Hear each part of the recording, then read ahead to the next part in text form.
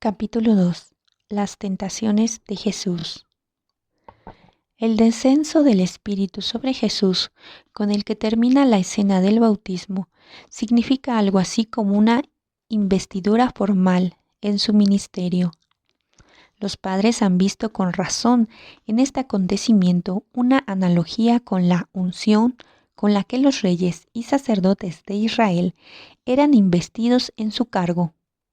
La palabra Mesías, Cristo, significa el ungido.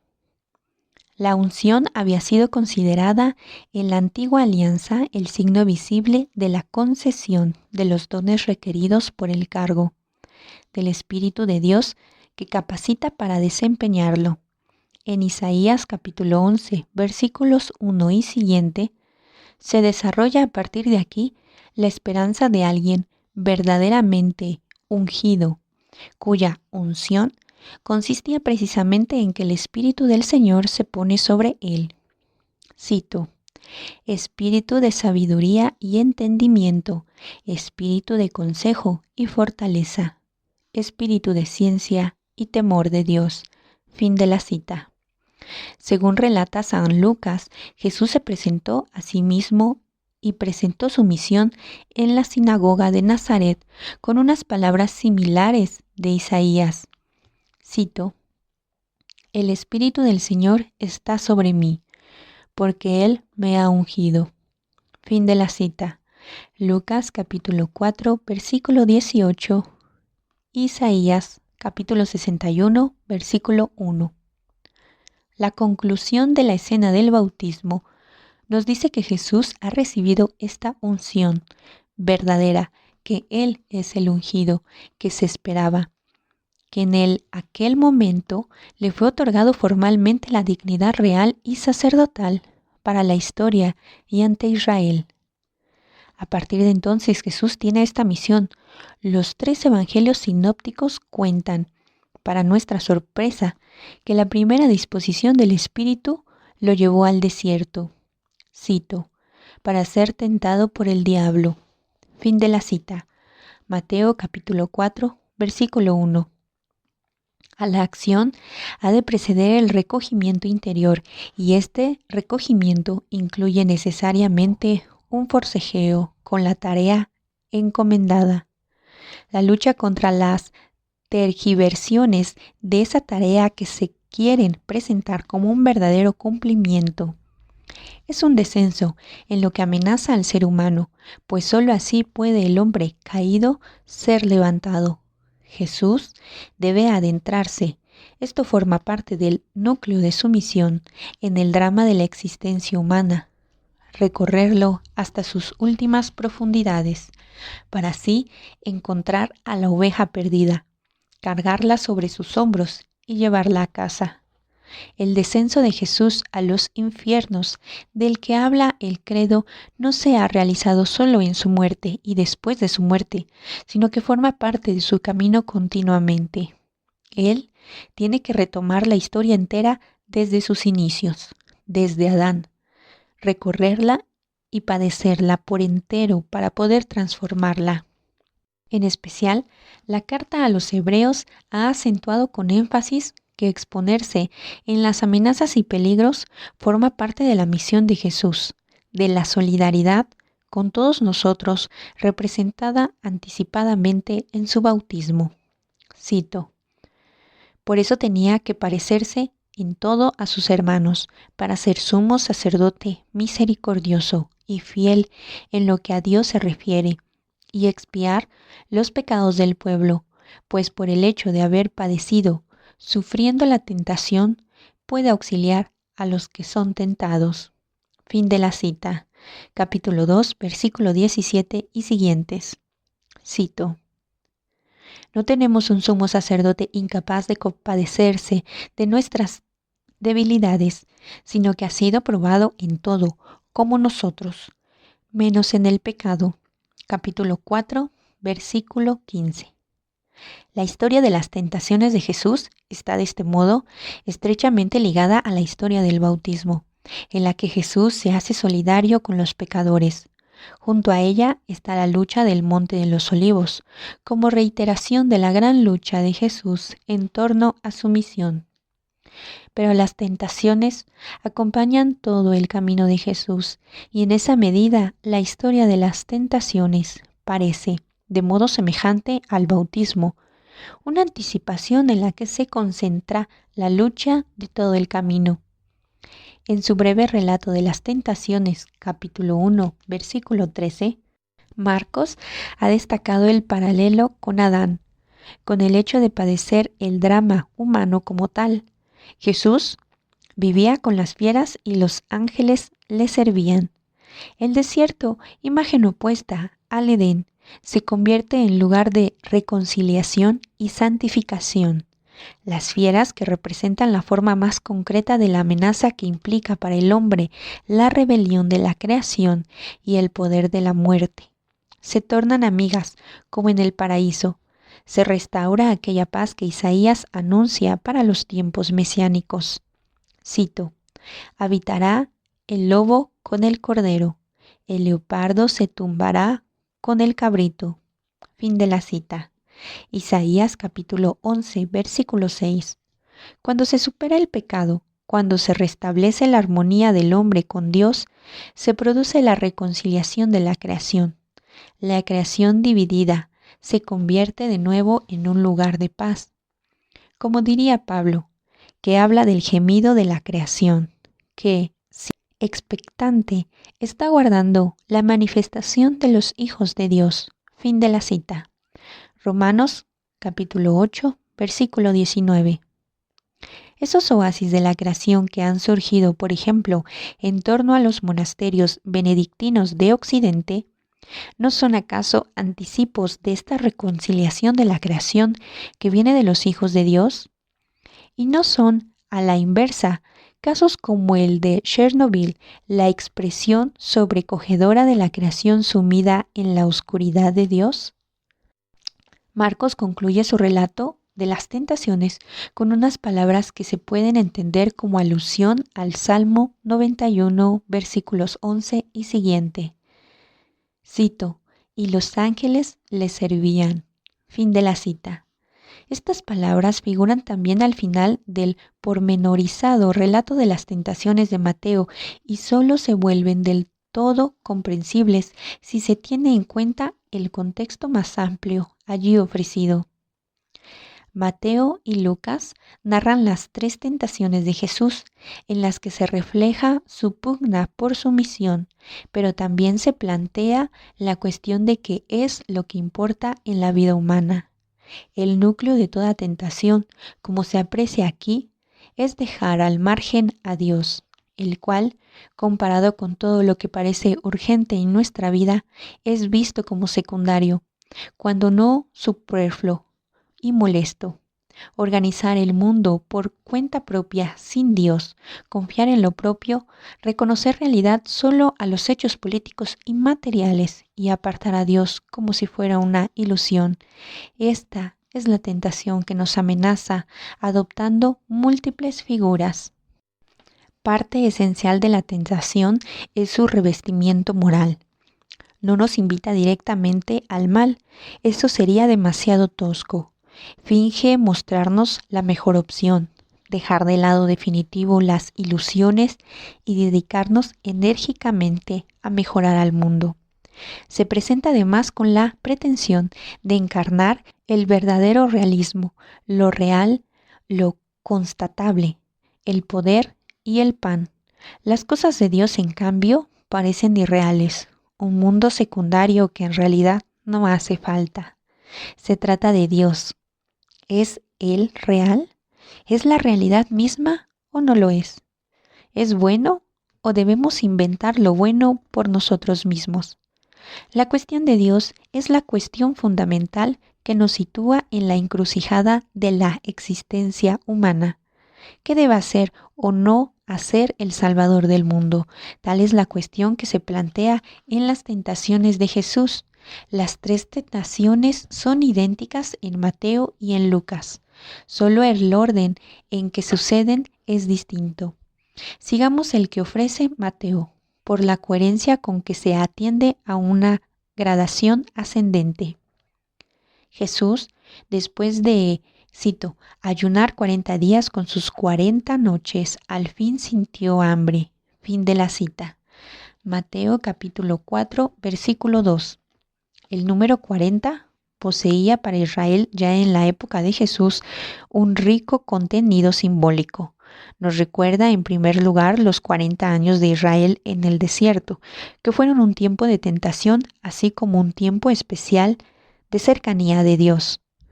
También nos hace pensar en los 40 días que pasó Moisés en el monte Sinaí, antes de poder recibir la palabra de Dios, las tablas santas de la alianza.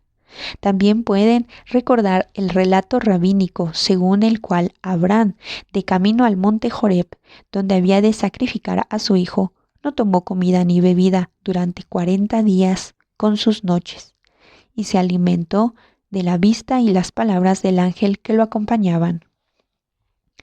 Los padres, como si jugaran a ampliar el simbolismo de los números, consideraron el número 40 como número cósmico, como cifra del mundo en general. Los 4 confines del mundo los circunscriben por entero, y 10 es el número de los mandamientos. El número cósmico multiplicado por el número de los mandamientos se convierte en formulación simbólica de la historia del mundo en general. Jesús, por decirlo así, vuelve a realizar el éxodo de Israel, con lo cual recorre los yerros y turbulencias de toda la historia. Los 40 días de ayuno abarcan el drama histórico que Jesús asume y con el que carga hasta el final. Cito: Si eres hijo de Dios, di que estas piedras se conviertan en panes. Fin de la cita. Mateo capítulo 4, versículo 3. Así reza la primera tentación. Cito: Si eres hijo de Dios. Fin de la cita. Volveremos a oír estas palabras de labios de los que se mofan a los pies de la cruz. Si eres hijo de Dios, baja de la cruz. Mateo capítulo 27, versículo 40. El libro de la sabiduría ya ha previsto esta situación. Cito: Si el justo es hijo de Dios, él lo auxiliará. Fin de la cita. Capítulo 2, versículo 18. Burla y tentación se confunden aquí para hacerse creíble. Cristo ha de aportar las pruebas que justifiquen sus pretensiones. Esta petición de pruebas atraviesa toda la historia vital de Jesús, a lo largo de la cual se le hace una y otra vez el reproche de que no se ha acreditado suficientemente, de que tendría que hacer el gran milagro que elimine toda ambigüedad y toda contradicción y deje indiscutiblemente claro para todos quién es y qué es. Y esta exigencia se la planteamos a Dios, a Cristo y a su Iglesia a lo largo de toda la historia. Si existes, Dios, entonces debes mostrarte. Entonces, debes apartar las nubes de tu ocultamiento y darnos la claridad a la que tenemos derecho. Si tú, Cristo, realmente eres el Hijo y no uno de tantos iluminados que constantemente surgen en la historia, entonces debes mostrarlo más claramente de cómo lo haces y debes dar a tu iglesia, si ha de ser la tuya, otro grado de claridad. De hecho, posee. Volveremos a este punto con la segunda tentación, de la cual constituye el verdadero centro. La prueba de la existencia de Dios propuesta por el tentador en la primera tentación consiste en convertir en pan las piedras del desierto. De entrada se trata del hambre del propio Jesús. Así lo vio Lucas. Cito: Di a esta piedra que se convierta en pan. Fin de la cita. Lucas capítulo 4, versículo 3. Pero Mateo entiende la tentación más ampliamente, tal como le fue presentada luego a Jesús en su vida terrenal y le ha seguido siendo presentada a lo largo de la historia. ¿Existe algo más trágico que el hambre de la humanidad? ¿Algo que se oponga más a la fe en un Dios bueno y a la fe en un Redentor del hombre? No ha de consistir la primera acreditación del Redentor ante el mundo y para el mundo, en el que le dé pan y en que cese toda hambre? En la época de la peregrinación por el desierto, Dios alimentó al pueblo de Israel con el pan del cielo, con el maná. En eso se creyó reconocer una imagen de los tiempos mesiánicos. No debía y debe acreditarse el Redentor del mundo dando de comer a todos. ¿No constituye el problema de la alimentación en el mundo y más en general los problemas sociales el criterio primero y verdadero con el que ha de medirse la redención? ¿Tiene derecho a llamarse redentor alguien que no satisfaga este criterio? El marxismo, de un modo sumamente comprensible, ha hecho de esto precisamente el núcleo de su promesa de salvación. Él se cuidará de que termine todo hambre y de que el desierto se convierta en pan. Cito: si eres hijo de Dios, fin de la cita. Vaya desafío. ¿Y no se debe decir lo mismo a la iglesia? Si quieres ser iglesia de Dios, preocúpate en primer lugar de conseguir pan para el mundo. Lo demás vendrá luego. Es difícil responder a este desafío precisamente porque el grito de los hambrientos se nos clava. Y así ha de ser, en los oídos y en el alma. La respuesta de Jesús no se puede entender partiendo únicamente del relato de la tentación. El tema del pan atraviesa todo el Evangelio y ha de ser visto en toda su extensión. Hay otros grandes relatos relacionados con el pan en la vida de Jesús. Esta multiplicación de los panes para los miles de personas que habían seguido al Señor al desierto. ¿Por qué se hace ahora lo que antes se rechazó con tentación? Aquellas personas habían venido a oír la palabra de Dios y para ello habían dejado todo lo demás. Y de este modo, como personas que han abierto su corazón a Dios y a los demás, pueden recibir el pan de manera adecuada. De este milagro del pan forma parte, por tanto, estas tres cosas.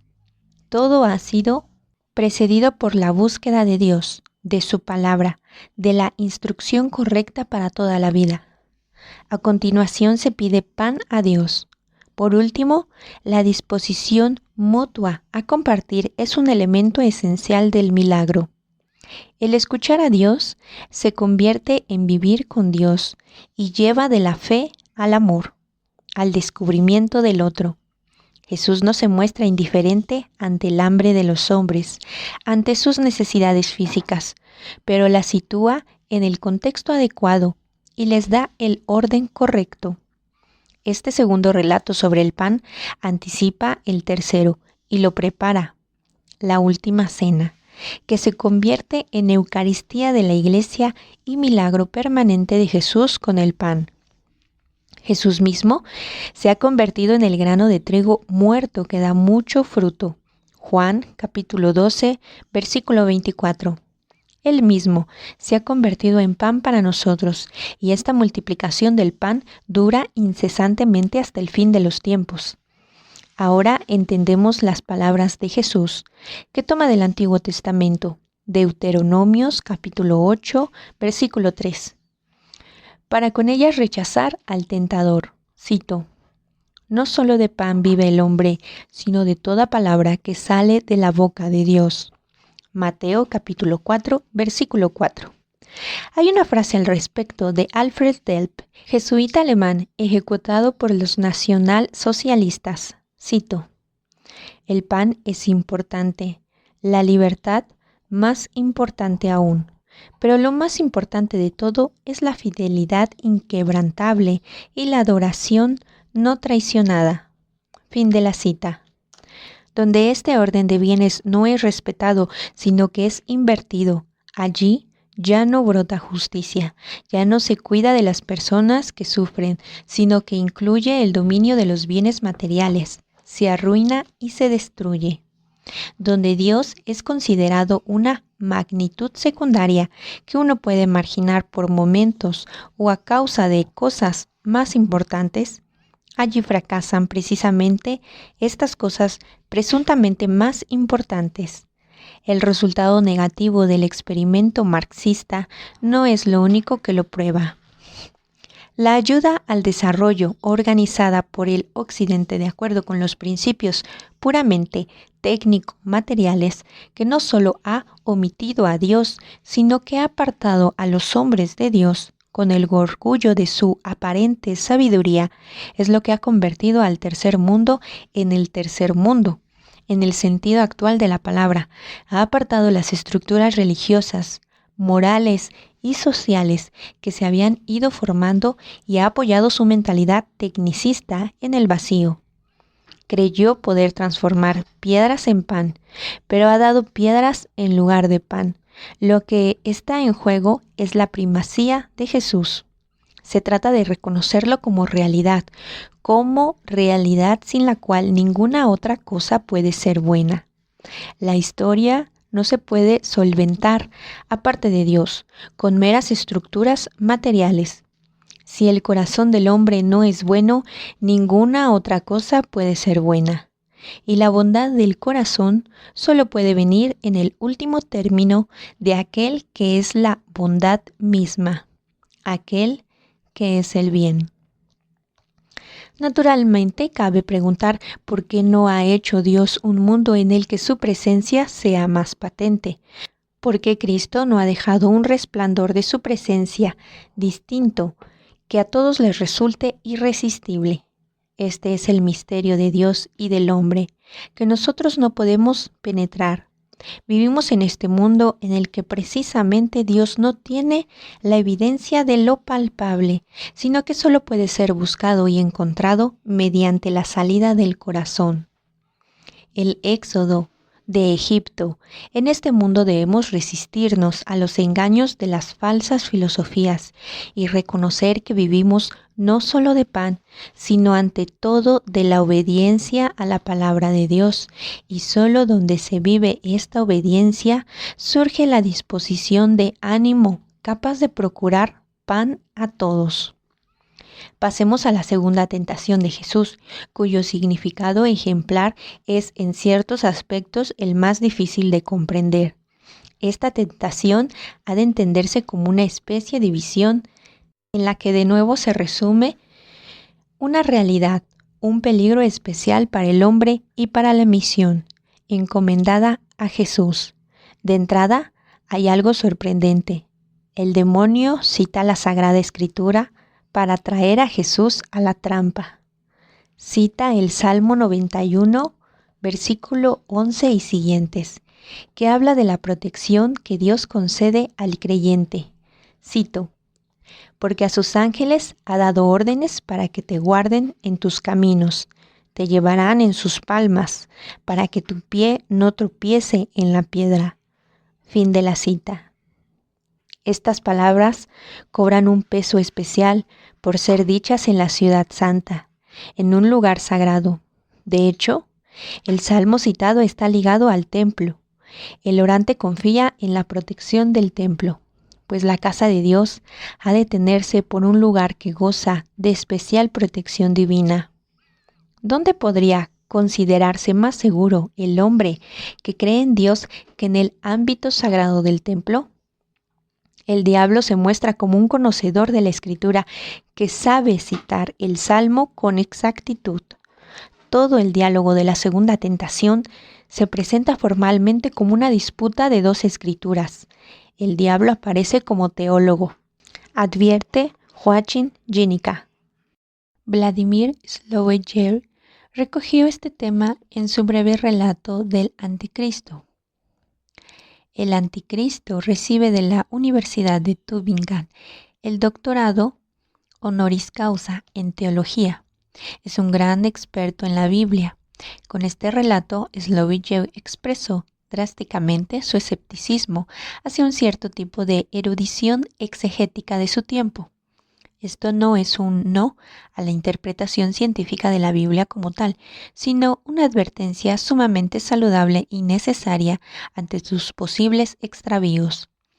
La exegesis bíblica puede convertirse realmente en un instrumento del anticristo. Esto no es Slower el primero que lo dice. es el mensaje central del relato de esta tentación. Con los resultados aparentes de la exégesis bíblica, se han tejido los peores libros que destruye la figura de Jesús y desmantela la fe.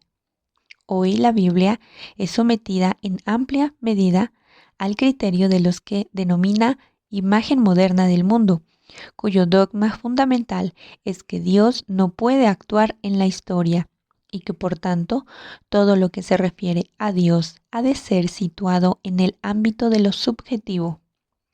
Pero entonces la Biblia ya no habla de Dios, el Dios vivo, sino que somos nosotros mismos los únicos que hablamos y determinamos lo que Dios puede hacer y lo que nosotros queremos o debemos hacer. Y el anticristo nos dice entonces, con además de suma cientificidad, que una exegesis que lea la Biblia con fe en el Dios vivo y que al hacerle le preste oídos es fundamentalista. Solo su exegesis, la supuestamente científica, en la que Dios mismo nada dice y nada tiene que decir, está a la altura de los tiempos. La discusión teológica entre Jesús y el demonio es una disputa relevante para todas las épocas sobre la interpretación adecuada de la Escritura, cuya pregunta hermenéutica fundamental es la pregunta por la imagen de Dios. La discusión sobre la exegesis es el último término, una discusión sobre quién es Dios. Esta pugna en torno a la imagen de Dios, sobre la cual gira la disputa en torno a la interpretación válida de la Escritura, se decide concretamente en la imagen de Cristo. Este, que está privado de poder mundano, ¿es realmente el Hijo de Dios vivo? De este modo, la pregunta estructural de este singular diálogo sobre la escritura entre Cristo y el tentador conduce directamente a la cuestión de fondo. ¿De qué se trata? Esta tentación se ha puesto en relación con el motivo del pan y circo. Se dice que después del pan ha de ofrecerse lo que causa sensación, dado que evidentemente la mera saciedad corporal no le basta al hombre, quien no quiera admitir a Dios en el mundo, y junto al hombre habrá de excitar el prurito de experiencias emocionantes, que produzca un escalofrío que sustituya y desaloje al sobrecogimiento religioso. Pero esto ciertamente no puede ser lo que se pretende decir en este pasaje, pues en la tentación no parece presuponer ningún espectador. El punto en cuestión aparece en la respuesta de Jesús, que a su vez está tomada del Deuteronomio capítulo 6, versículo 16. Cito: «No tentaréis al Señor vuestro Dios». Fin de la cita. En el Deuteronomio, esto es una alusión a la historia de cómo Israel estuvo a punto de perecer de sed en el desierto. La situación desemboca en una rebelión contra Moisés, que es una rebelión contra Dios. Dios ha de mostrar que es Dios. Esta rebelión contra Dios es descrita en la Biblia de esta manera. Cito: «Habían tentado al Señor diciendo: ¿está el Señor entre nosotros? No». Éxodo capítulo 17, versículo 7. Fin de la cita. Se trata, por tanto, de lo que ya antes se ha mencionado. Dios tiene que ponerse a prueba. Él es probado, como quien prueba mercancías. Debe someterse a las condiciones que nosotros declaramos necesarias para poder estar seguros. Si no concede ahora la protección prometida por el Salmo 91, entonces no es Dios. Entonces ha mostrado la falsedad de su propia palabra y de sí mismo. Toda la gran cuestión de cómo se puede y cómo no se puede conocer a Dios, de cómo puede el hombre ser fiel a Dios y cómo puede perderlo, se plantea aquí ante nosotros. El orgullo que quiere convertir a Dios en objeto e imponerle nuestras condiciones de laboratorio. No puede encontrar a Dios, pues ese orgullo presupone que negamos a Dios en tanto que Dios, ya que nos situamos por encima de Él. Nos deshacemos de toda la dimensión del amor, de la escucha interior, y solo reconocemos como real lo experimentable, lo que está en nuestras manos. Quien así piensa que tiene por Dios y con ello no solo humilla a Dios, sino al mundo y a sí mismo. Pero desde esta escena del alero del templo se abre también la mirada en dirección a la cruz. Cristo no se ha arrojado del alero del templo, no ha saltado al vacío, no ha tentado a Dios, pero ha descendido a la profundidad de la muerte, a la noche del abandono, a la exposición del indefenso. Se ha arriesgado a este salto como acto de amor divino al hombre, y por eso sabía que al saltar solo podía caer en las manos bondadosas del Padre. De este modo se manifiesta a la luz del Salmo 91. El verdadero sentido de la escena, el derecho a esa confianza última e ilimitada de la que allí se habla. Quien hace la voluntad de Dios sabe que en todos los horrores que le pueden ocurrir no pierde una protección última. Sabe que el fundamento del mundo es el amor y que por tanto, incluso cuando ningún ser humano puede o quiere ayudarle, él puede seguir confiando en aquel que lo ama. Pero esta confianza a la que la Escritura nos capacita y a la que el Señor resucitado nos invita, es algo completamente distinto del aventurado, poner a prueba a Dios, que querría convertir a Dios en nuestro siervo. Pasemos a la tercera y última tentación, punto culminante de todo el relato. El diablo lleva al Señor a una visión, a una alta montaña. Le muestra todos los reinos de la tierra y su gloria, y le ofrece el reino del mundo. ¿No es precisamente esa la misión del Mesías? ¿No ha de ser Él el Rey del mundo que reúna toda la tierra en un gran reino de paz y de bienestar? Al igual que hay dos episodios singulares de la historia de Jesús que hacían juego con la tentación del pan, la multiplicación del pan y la última cena, también aquí los hay. El Señor resucitado reúne a los suyos en el monte. Mateo capítulo 28, versículo 16. Y ahora les dice efectivamente, se me ha dado todo poder en el cielo y en la tierra. Mateo capítulo 28, versículo 18. Hay aquí dos cosas nuevas y distintas. El Señor tiene poder en el cielo y en la tierra. Y solo quien tiene todo este poder tiene el poder real, salvador. Sin el cielo, el poder terreno no pasa de ser ambiguo y frágil. Solo el poder que se sitúa bajo la medida y bajo el juicio del cielo, es decir, de Dios, puede llegar a ser poder para el bien.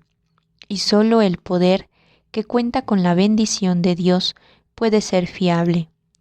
A esto se añade esto otro.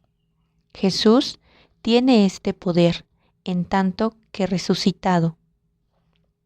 Es decir, este poder presupone la cruz, presupone su muerte, presupone el otro monte, el Gólgota, en el que Él, escarnecido por los hombres y abandonado por los suyos, pende de la cruz y muere.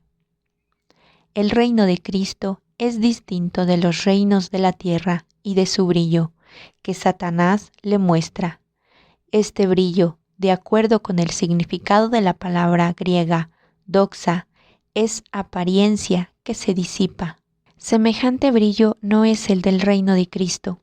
Este crece por la humildad del anuncio del Evangelio en aquellos que se convierten en discípulos suyos, que se bautizan en el nombre del Dios Trinitario y que guardan sus mandamientos. Mateo capítulo 28, versículos 19 y siguientes. Pero volvamos a la tentación. Su verdadero contenido se hace visible cuando apreciamos cómo va adoptando formas siempre nuevas a lo largo de la historia. El imperio cristiano intentó de inmediato hacer de la fe un factor político a favor de la unidad del imperio. El reino de Cristo había de adoptar la forma de un reino político y su brillo. La debilidad de la fe, la debilidad terrena de Jesucristo había de ser compuesta por el poder político y militar.